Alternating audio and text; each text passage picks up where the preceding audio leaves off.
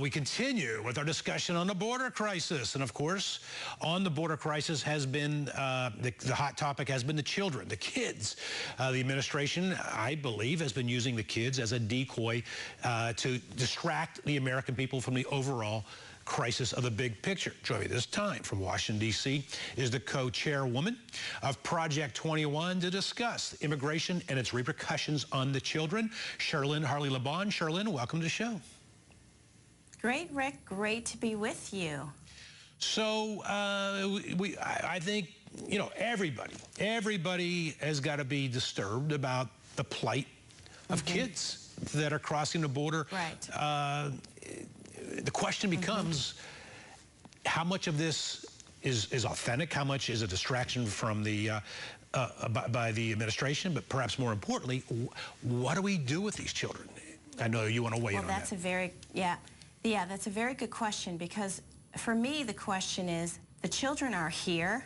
It's another question as to whether you want to prevent more from coming over, but they are here. And the question is, how does the government responsibly take care of these children? So let me just lay out a couple of problems that I see. Please do. First of all, you've got the unaccompanied minors that are here, all right? Some, as we've heard, may connect with their sponsors or family members, but you still have a lot who don't have any relatives or friends or anyone looking out on their behalf.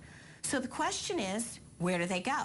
Well, we know that they're going to become part of the foster care system. So let's talk for a minute about the U.S. foster care system in various states around the country. Does anyone think that our foster care system, and, you know, let's name a state, California, New York State, Kansas, does anyone really think that our current foster care system runs efficiently, Rick, and is free of abuse? Now, these are already, right now, we've got children waiting in the foster care system. Cherlynn, let me jump in. I know that was a rhetorical question, and if I may weigh in with a response and get your take on this, and then we'll let you continue. First of all, I have major concerns about how the foster care system in America is run. And one of our producers, by the way, one of our producers, Jeremy Oliver, answered an ad in a local newspaper that was offering adoption or foster care. I wasn't sure if it was adoption or offering, looking for foster care for those children here illegally.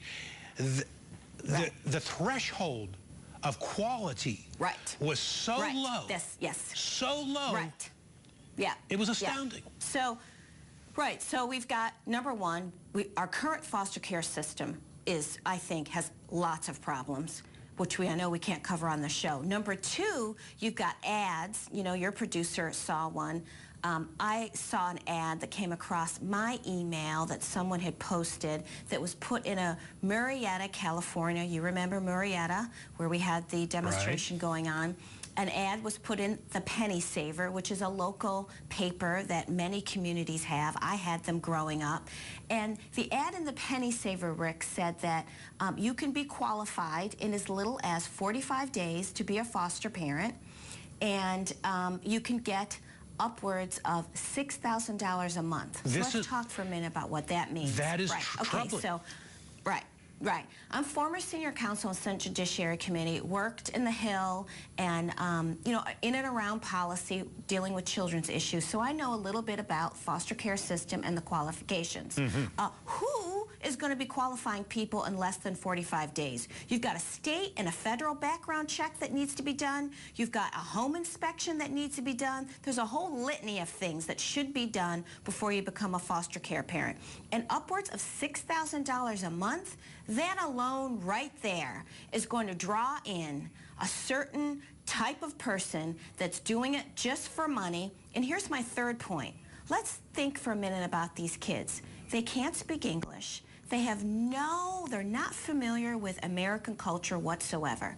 And they're going to be placed in the foster care system where I think They can potentially be trafficked, sexually trafficked, and sent Lord knows where. Number two, they can get lost in the foster care system. We know dozens of reports of American children who get lost in the system. People can't find them, and awful things happen to them. Third, some of these children that are now in the United States are coming from abusive situations. They've had some sort of interaction with gangs and all sorts of other problems that yet we don't even know.